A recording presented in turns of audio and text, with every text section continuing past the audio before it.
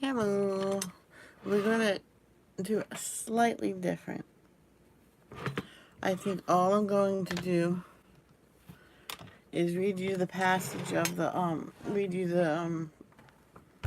daily prayer, the passage that goes with that in the verse of the day, and then let the book play, because we're reading Numbers, and we'll do 12 of that. So let me just go to the app because I'm a little behind today. I woke up early and I thought, oh, I have enough time to do it. Get up early and do it. Didn't do it. So,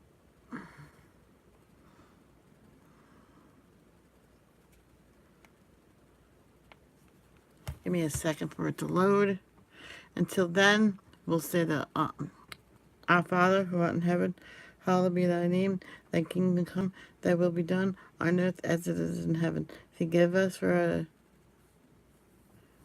our trespasses. Forgive those who trespass against us. Deliver them not to temptations, but deliver them from evil. Thank you, amen. Sorry, I messed up. And protect and watch over the marriage of the Tannerids, the Yahweh family from you two. Make it stronger day by day, so they can be together happily for eternity, amen. So I messed up a little bit, but you know what? I said it. I didn't get frustrated.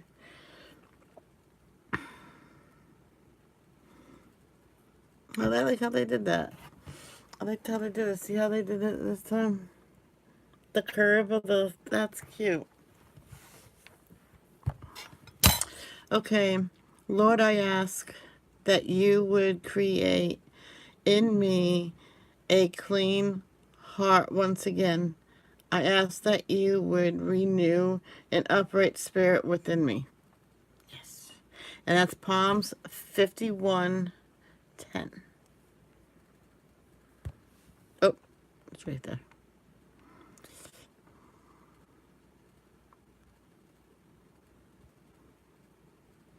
Psalms 51:10.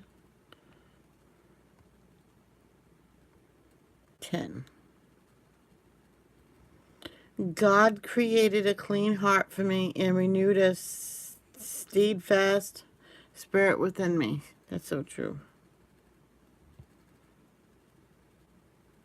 Steadfast, or it says or right. So that's good. Now we'll read the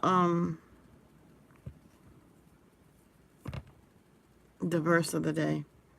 Death and life are in the power of the tongue, and those who love it will eat its fruit. Yep.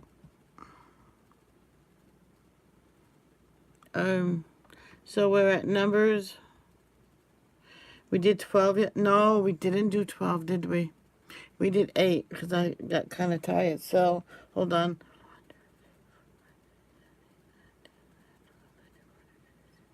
No, wait a minute. All right, we're going to go from 9 to, 24?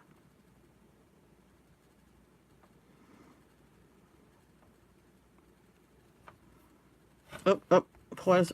I forgot the voices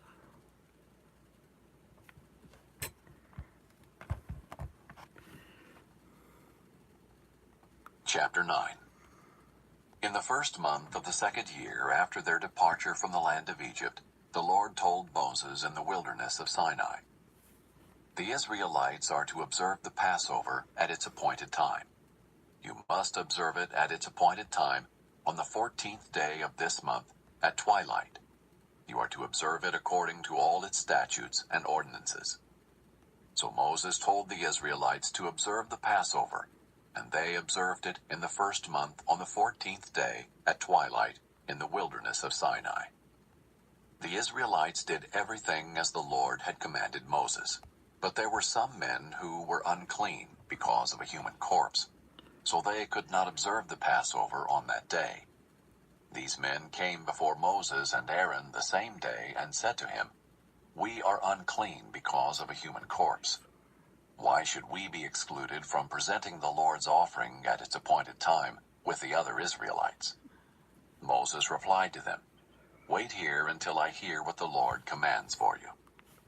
Then the Lord spoke to Moses, "Tell the Israelites, when any one of you or your descendants is unclean because of a corpse, or is on a distant journey, he may still observe the Passover to the Lord. Such people are to observe it in the second month on the 14th day at twilight. They are to eat the animal with unleavened bread and bitter herbs. They may not leave any of it until morning or break any of its bones. They must observe the Passover according to all its statutes.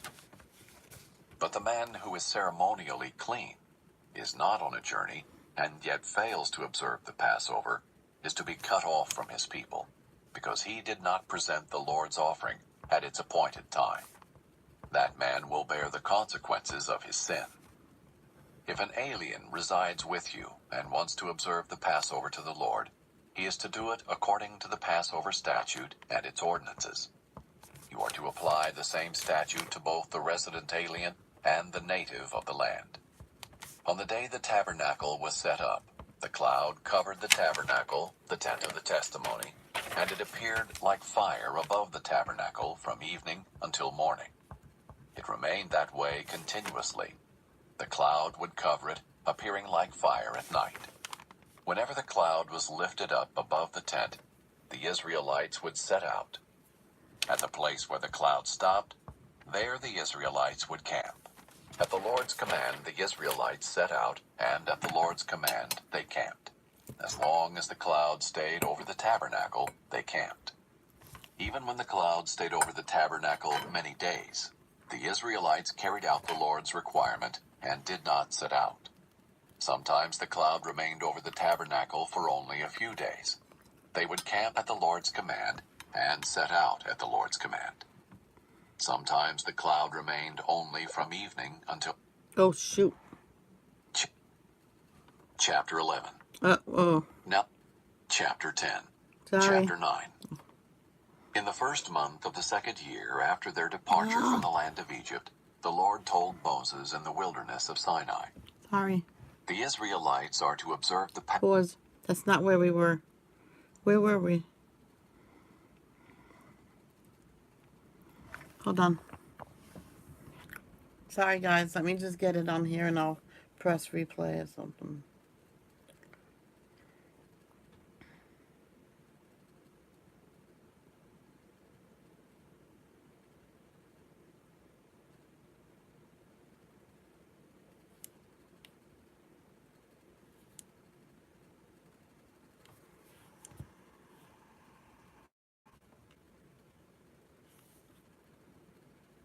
Appeared like fire above the tabernacle from evening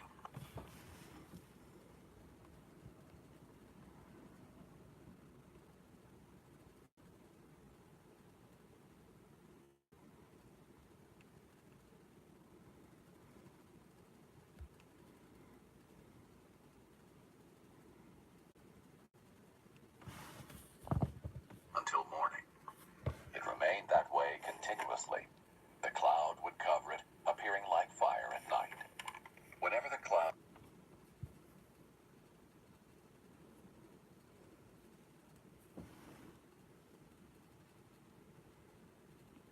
Alright, we'll just start from 15. set up, the cloud covered the tabernacle, the tent of the testimony, and it appeared like fire above the tabernacle from evening until morning. I'll touch on it. It remained that way continuously. The cloud would cover it, appearing like fire at night. Whenever the cloud was lifted up above the tent, the Israelites would set out. At the place where the cloud stopped, there the Israelites would camp. At the Lord's command, the Israelites set out, and at the Lord's command, they camped. As long as the cloud stayed over the tabernacle, they camped. Even when the cloud stayed over the tabernacle many days, the Israelites carried out the Lord's requirement and did not set out. Sometimes the cloud remained over the tabernacle for only a few days. They would camp at the Lord's command and set out at the Lord's command. Sometimes the cloud remained only from evening until morning. When the cloud lifted in the morning, they set out. Or if it remained a day and a night, they moved out when the cloud lifted. Whether it was 2 days, a month, or longer, the Israelites camped and did not set out as long as the cloud stayed over the tabernacle. But when it was lifted, they set out. They camped at the Lord's command, and they set out at the Lord's command. They carried out the Lord's requirement according to his command through Moses. Chapter 10. The Lord spoke to Moses, "Make 2 trumpets of hammered silver to summon the community and have the camp set out. When both are sounded in long blasts, the entire community is to gather before you at the entrance to the tent of meeting. However, if one is sounded, only the leaders, the heads of Israel's clans, are to gather before you. When you sound short blasts, the camps pitched on the east are to set out. When you sound short blasts a second time, the camps pitched on the south are to set out. Short blasts are to be sounded for them to set out. When calling the assembly together, you are to sound long blasts, not short ones. The sons of Aaron, the priests, are to sound the trumpets. Your use of these is a permanent statute throughout your generations. When you enter into battle in your land against an adversary who is attacking you, sound short blasts on the trumpets, and you will be remembered before the Lord your God and be saved from your enemies. You are to sound the trumpets over your burnt offerings and your fellowship sacrifices, and on your joyous occasions, your appointed festivals, and the beginning of each of your months. They will serve as a reminder for you before your God. I am the Lord your God. During the 2nd year, in the 2nd month, on the 20th day of the month, the cloud was lifted up above the tabernacle of the testimony. The Israelites traveled on from the wilderness of Sinai, moving from one place to the next until the cloud stopped in the wilderness of Paran. They set out for the first time according to the Lord's command through Moses. The military divisions of the camp of Judah's descendants with their banner set out first, and Nahshon, son of Amminadab, was over their divisions. Nathanael, son of Zur, was over the division of the tribe of Issachar's descendants, and Eliab, son of Helon, was over the division of the tribe of Zebulun's descendants. The tabernacle was then taken down, and the Gershonites and the Merarites set out, transporting the tabernacle. The military divisions of the camp of Reuben with their banner set out, and Elizur, son of Shedeur, was over their divisions. Shelumiel, son of Zurishaddai, was over the division of the tribe of Simeon's descendants, and Eliasaph, son of Duel, was over the division of the tribe of Gad's descendants. The Kohathites then set out, transporting the holy objects. The tabernacle was to be set up before their arrival. Next, the military divisions of the camp of Ephraim's descendants with their banner set out, and Elishama, son of Ammihud, was over their divisions. Hit the like button. Gamaliel, son of Please. Pedazur, was over the division of the tribe of Manasseh's descendants, and Abidan, son of Gideoni, was over the division of the tribe of Benjamin's descendants. The military divisions of the camp of Dan's descendants with their banner set out, serving as rear guard for all the camps. And Ahiezer, son of Ammishaddai, was over their divisions. Pagiel, son of Akran, was over the division of the tribe of Asher's descendants. And Ahira, son of Enan, was over the division of the tribe of Naphtali's descendants. This was the order of march for the Israelites by their military divisions as they set out. Moses said to Hobab, descendant of Ruel the Midianite, and Moses' relative by marriage, Ruel the Midianite, "We're setting out for the place the Lord promised, I will give it to you. Come with us, and we will treat you well, for the Lord has promised good things to Israel." But he replied to him, "I don't want to go. Instead, I will go to my own land and my relatives." "Please don't leave us," Moses said, "since you know where we should camp in the wilderness, and you can serve as our eyes. If you come with us, whatever good the Lord does for us, we will do for you." They set out from the mountain of the Lord on a 3-day journey, with the ark of the Lord's covenant traveling ahead of them for those 3 days to seek a resting place for them. Meanwhile, the cloud of the Lord was over them by day when they set out from the camp. Whenever the ark set out, Moses would say, "Arise, Lord, let your enemies be scattered, and those who hate you flee from your presence." When it came to rest, he would say, "Return, Lord, to the countless thousands of Israel." Chapter 11. Now the people began complaining openly before the Lord about hardship. When the Lord heard, his anger burned, and fire from the Lord blazed among them, and consumed the outskirts of the camp. Then the people cried out to Moses, and he prayed to the Lord, and the fire died down. So that place was named Taberah, because the Lord's fire had blazed among them. The riffraff among them had a strong craving for other food. The Israelites wept again and said, "Who will feed us meat? We remember the free fish we ate in Egypt, along with the cucumbers, melons, leeks, onions, and garlic. But now our appetite is gone. There's nothing to look at but this manna."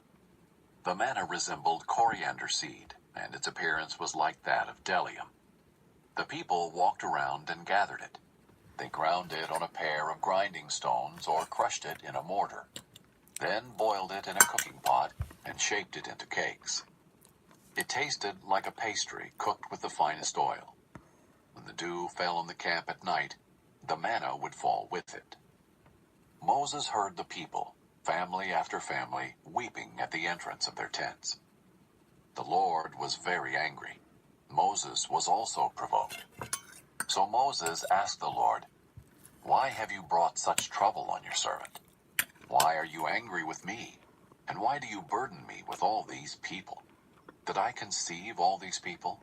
Did I give them birth so you should tell me, 'Carry them at your breast, as a nanny carries a baby, to the land that you swore to give their fathers?' Where can I get meat to give all these people? For they are weeping to me, 'Give us meat to eat.' I can't carry all these people by myself. They are too much for me. If you are going to treat me like this, please kill me right now if I have found favor with you, and don't let me see my misery anymore." The Lord answered Moses, "Bring me 70 men from Israel known to you as elders and officers of the people. Take them to the tent of meeting and have them stand there with you. Then I will come down and speak with you there. I will take some of the Spirit who is on you and put the Spirit on them. They will help you bear the burden of the people, so that you do not have to bear it by yourself. Tell the people, 'Consecrate yourselves in readiness for tomorrow, and you will eat meat, because you wept in the Lord's hearing, "Who will feed us meat? We were better off in Egypt." The Lord will give you meat, and you will eat. You will eat not for 1 day, or 2 days, or 5 days, or 10 days, or 20 days, but for a whole month, until it comes out of your nostrils and becomes nauseating to you.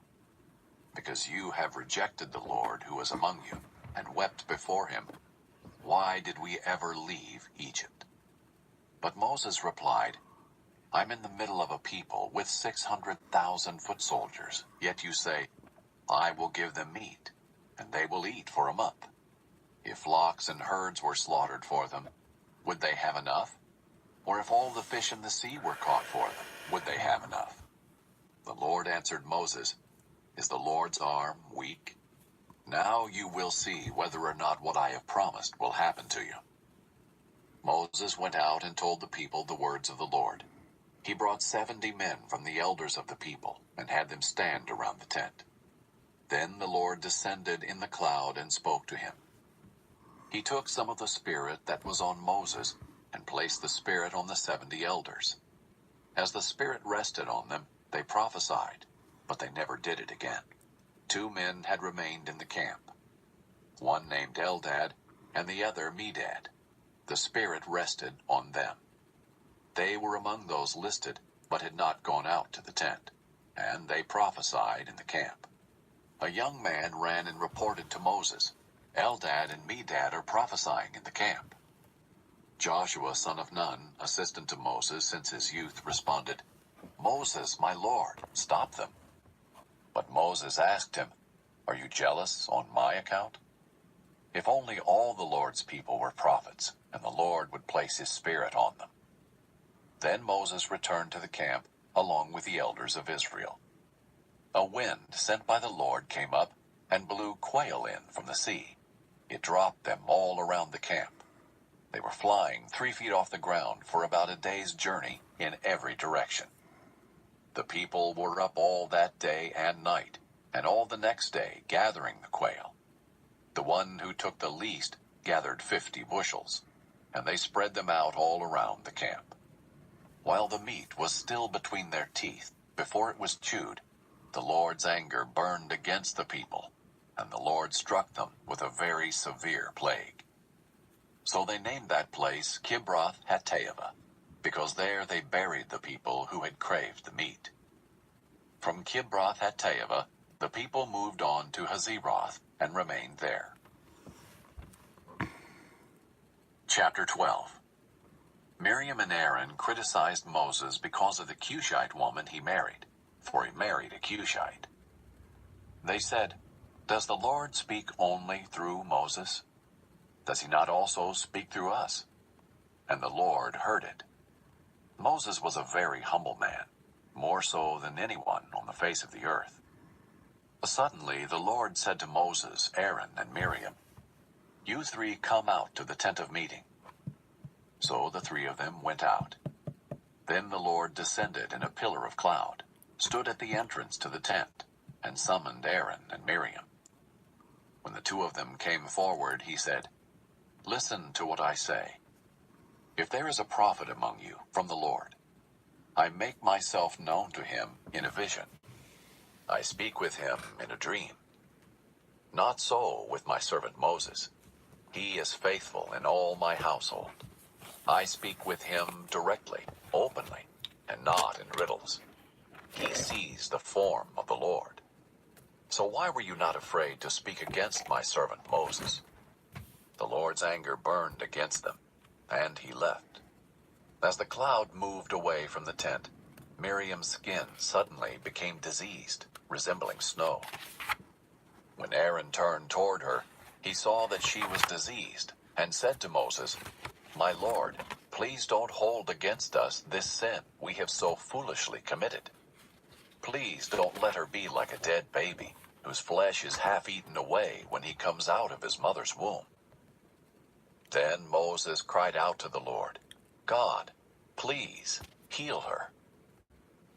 The Lord answered Moses, "If her father had merely spit in her face, wouldn't she remain in disgrace for 7 days? Let her be confined outside the camp for 7 days. After that she may be brought back in." So Miriam was confined outside the camp for 7 days, and the people did not move on until Miriam was brought back in.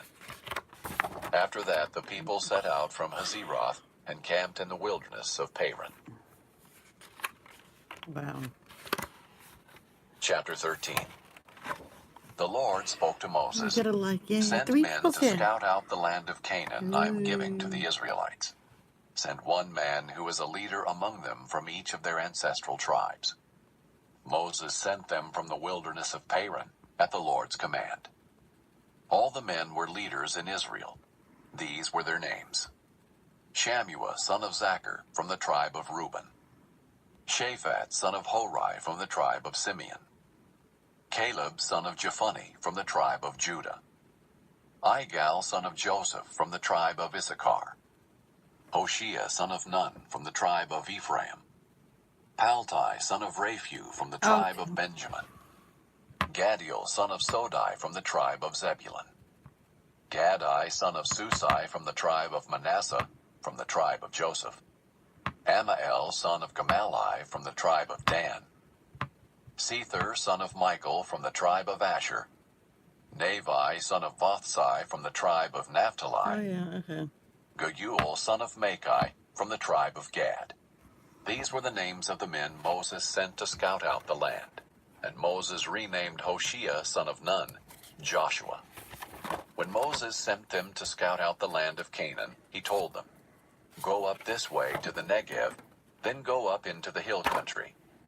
See what the land is like, and whether the people who live there are strong or weak, few or many. Is the land they live in good or bad? Are the cities they live in encampments or fortifications? Is the land fertile or unproductive? Are there trees in it or not? Be courageous. Bring back some fruit from the land.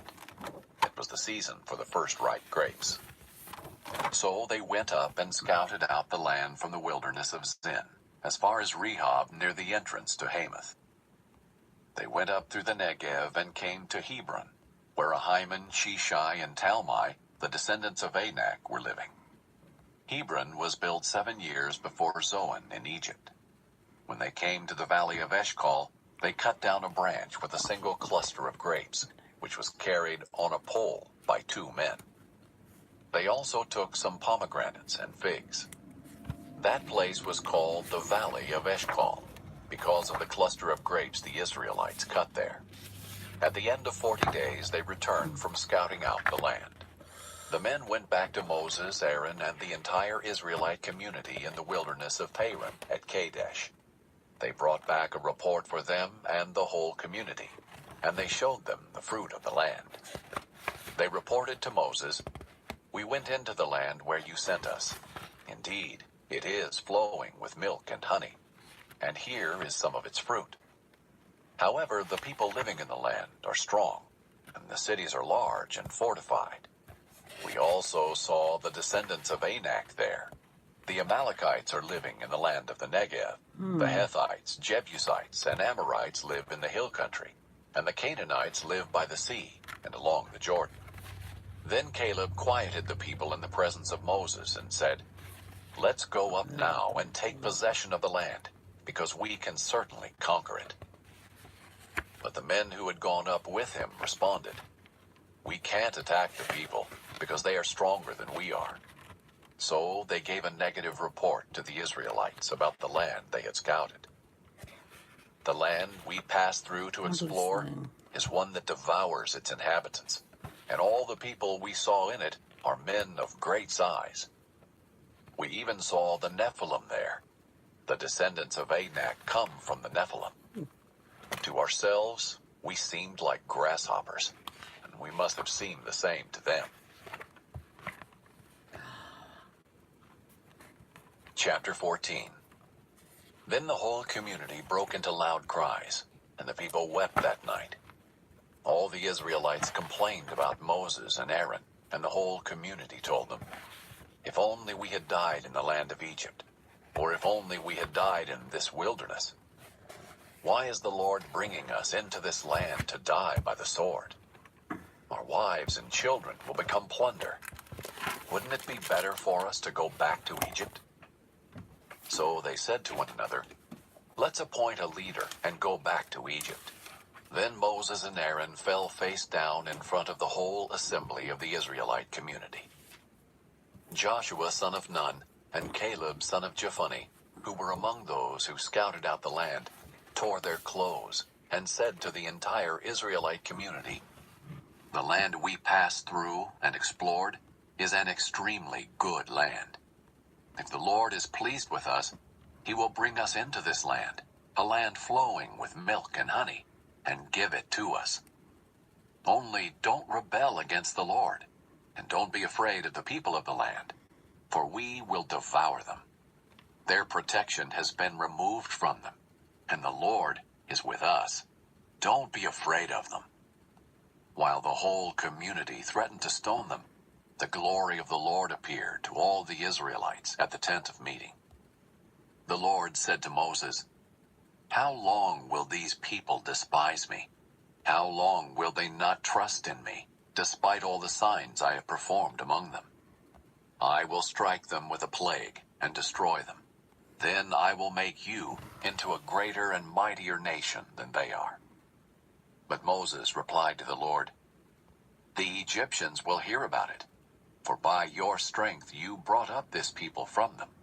They will tell it to the inhabitants of this land.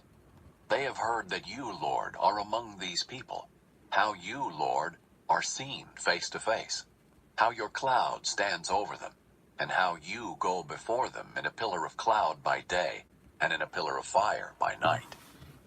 If you kill this people with a single blow, the nations that have heard of your fame will declare, 'Since the Lord wasn't able to bring this people into the land he swore to give them, he has slaughtered them in the wilderness.' So now, may my Lord's power be magnified, just as you have spoken. The Lord is slow to anger and abounding in faithful love, forgiving iniquity and rebellion. But he will not leave the guilty unpunished, bringing the consequences of the father's iniquity on the children to the third and fourth generation. Please pardon the iniquity of this people, in keeping with the greatness of your faithful love, just as you have forgiven them from Egypt until now." The Lord responded, "I have pardoned them as you requested. Yet as surely as I live, and as the whole earth is filled with the Lord's glory, none of the men who have seen my glory and the signs I performed in Egypt and in the wilderness, and have tested me these 10 times, and did not obey me, will ever see the land I swore to give their fathers. None of those who have despised me will see it. But since my servant Caleb has a different spirit, and has remained loyal to me, I will bring him into the land where he is gone, and his descendants will inherit it. Since the Amalekites and Canaanites are living in the lowlands, turn back tomorrow and head for the wilderness in the direction of the Red Sea." Then the Lord spoke to Moses and Aaron, "How long must I endure this evil community that keeps complaining about me? I have heard the Israelites' complaints that they make against me. Tell them, as surely as I live, this is the Lord's declaration. I will do to you exactly as I heard you say. Your corpses will fall in this wilderness, all of you who are registered in the census, the entire number of you, 20 years old or more, because you have complained about me. I swear that none of you will enter the land I promised to settle you in, except Caleb son of Jephunneh and Joshua son of Nun. I will bring your children, whom you said would become plunder, into the land you rejected, and they will enjoy it. But as for you, your corpses will fall in this wilderness. Your children will be shepherds in the wilderness for 40 years, and bear the penalty for your acts of unfaithfulness, until all your corpses lie scattered in the wilderness. You will bear the consequences of your iniquities 40 years, based on the number of the 40 days that you scouted the land, a year for each day. You will know my displeasure. I, the Lord, have spoken. I swear that I will do this to the entire evil community that has conspired against me. They will come to an end in the wilderness, and there they will die."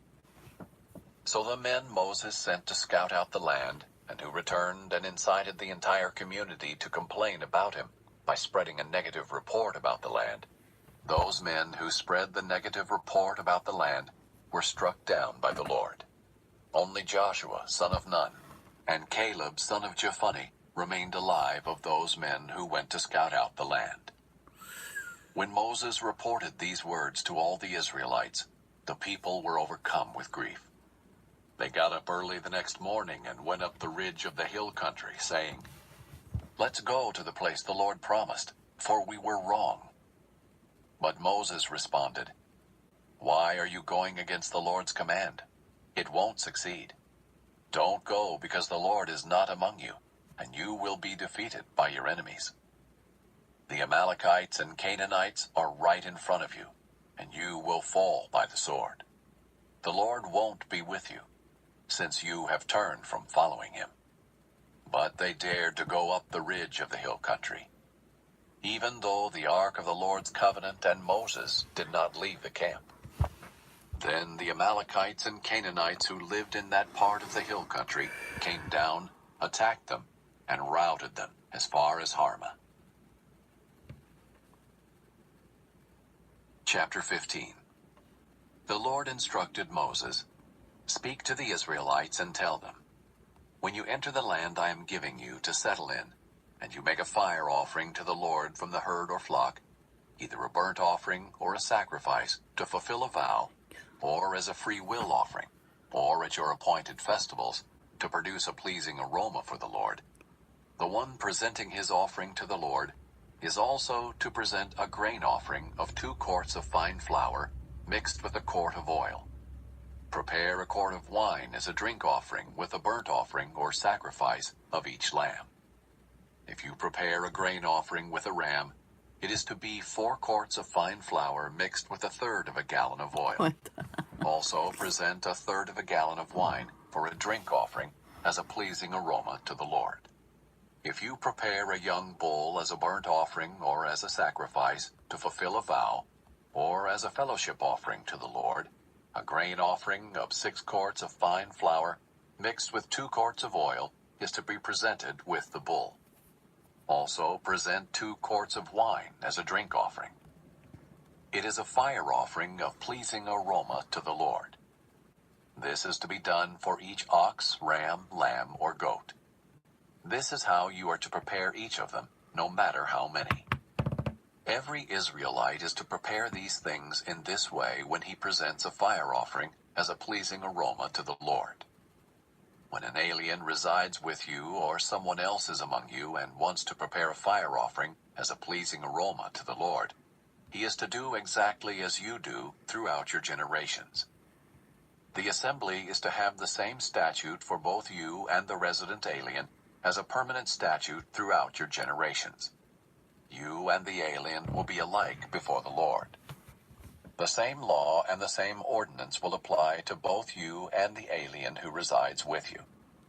The Lord instructed Moses, "Speak to the Israelites and tell them, after you enter the land where I am bringing you, you are to offer a contribution to the Lord when you eat from the food of the land. You are to offer a loaf from your first batch of dough as a contribution. Offer it just like a contribution from the threshing floor. Throughout your generations, you are to give the Lord a contribution from the first batch of your dough.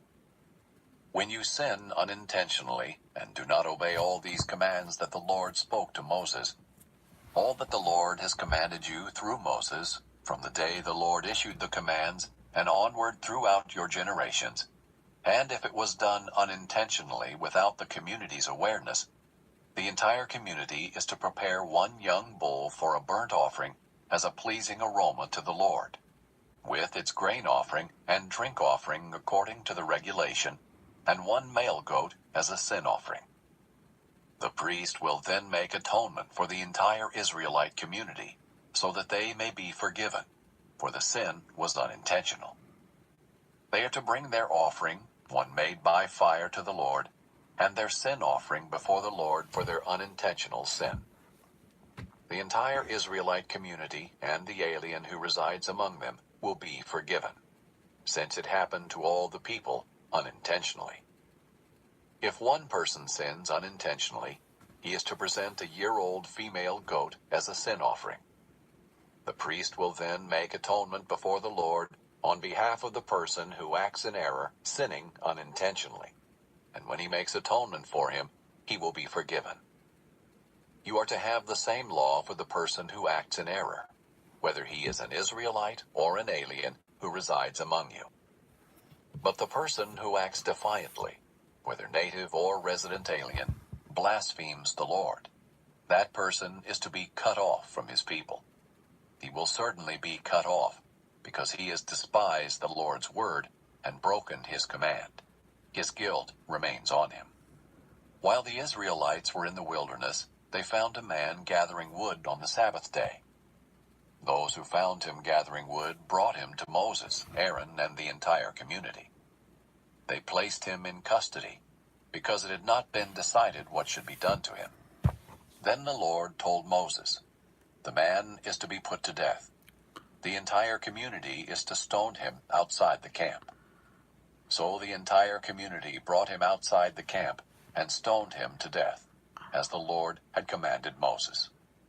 The Lord said to Moses, "Speak to the Israelites, and tell them that throughout their generations they are to make tassels for the corners of their garments, and put a blue cord on the tassel at each corner. These will serve as tassels for you to look at, so that you may remember all the Lord's commands and obey them, and not prostitute yourselves by following your own heart and your own eyes. This way you will remember and obey all my commands, and be holy to your God. I am the Lord your God, who brought you out of the land of Egypt to be your God. I am the Lord your God. Chapter 16. Now Korah, son of Izhar, son of Kohath, son of Levi, with Dathan and Abiram, sons of Eliab, and On, son of Peleth, sons of Reuben, took 250 prominent Israelite men who were leaders of the community and representatives in the assembly, and they rebelled against Moses. They came together against Moses and Aaron and told them, "You have gone too far. Everyone in the entire community is holy, and the Lord is among them. Why then do you exalt yourselves above the Lord's assembly?" When Moses heard this, he fell face down. Then he said to Korah and all his followers, "Tomorrow morning the Lord will reveal who belongs to him, who is set apart, and the one he will let come near him. He will let the one he chooses come near him. Korah, you and all your followers are to do this. Take fire pans, and tomorrow place fire in them, and put incense on them before the Lord. Then the man the Lord chooses will be the one who is set apart. It is you Levites who have gone too far." Moses also told Korah, "Now listen, Levites. Isn't it enough for you that the God of Israel has separated you from the Israelite community to bring you near to himself, to perform the work at the Lord's tabernacle, and to stand before the community to minister to them? He has brought you near, and all your fellow Levites who are with you. But you are pursuing the priesthood as well. Therefore, it is you and all your followers who have conspired against the Lord. As for Aaron, who is he that you should complain about him?" Moses sent for Dathan and Abiram, the sons of Eliab, but they said, "We will not come. Is it not enough that you brought us up from a land flowing with milk and honey to kill us in the wilderness? Do you also have to appoint yourself as ruler over us?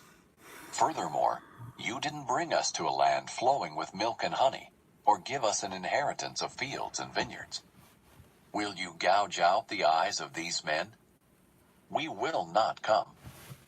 Then Moses became angry and said to the Lord, "Don't respect their offering. I have not taken one donkey from them, or mistreat." I'm sorry, everybody. This will be number 16 will be the last.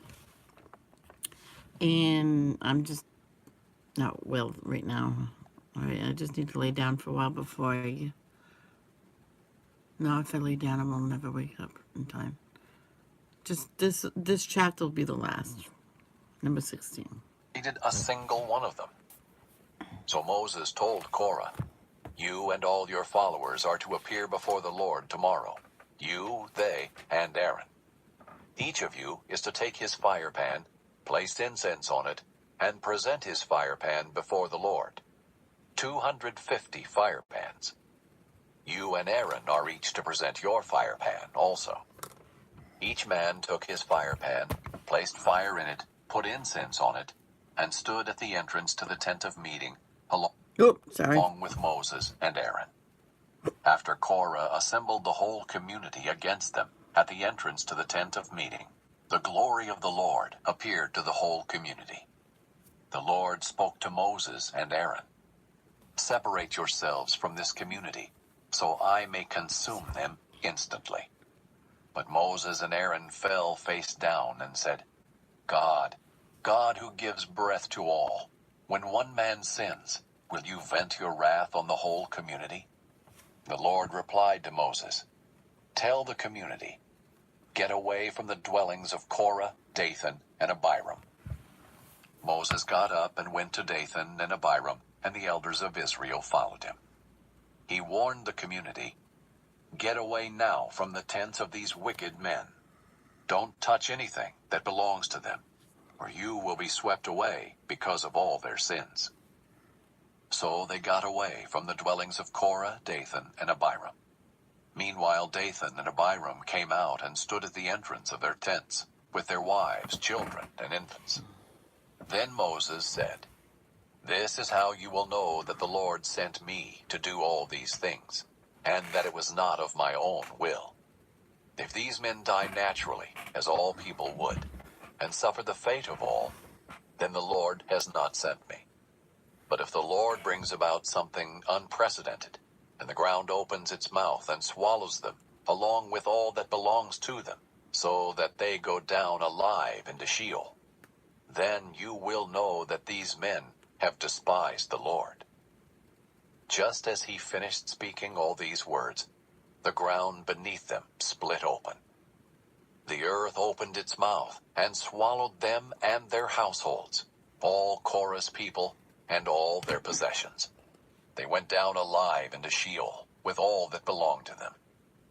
The earth closed over them, and they vanished from the assembly. At their cries, all the people of Israel who were around them fled, because they thought, "The earth may swallow us too." Fire also came out from the Lord, and consumed the 250 men who were presenting the incense. Then the Lord spoke to Moses, "Tell Eleazar, son of Aaron the priest, to remove the fire pans from the burning debris, because they are holy, and scatter the fire far away. As for the fire pans of those who sinned at the cost of their own lives, make them into hammered sheets as plating for the altar, for they presented them before the Lord, and the fire pans are holy. They will be a sign to the Israelites." So the priest Eleazar took the bronze fire pans that those who were burned had presented, and they were hammered into plating for the altar, just as the Lord commanded him through Moses. It was to be a reminder for the Israelites that no unauthorized person outside the lineage of Aaron should approach to offer incense before the Lord and become like Korah and his followers. The next day, the entire Israelite community complained about Moses and Aaron, saying, "You have killed the Lord's people." When the community assembled against them, Moses and Aaron turned toward the tent of meeting, and suddenly the cloud covered it, and the Lord's glory appeared. Moses and Aaron went to the front of the tent of meeting.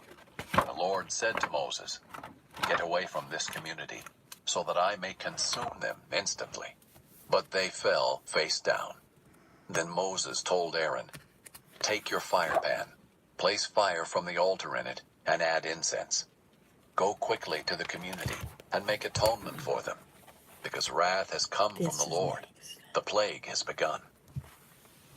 So Aaron took his fire pan as Moses had ordered, ran into the middle of the assembly, and saw that the plague had begun among the people.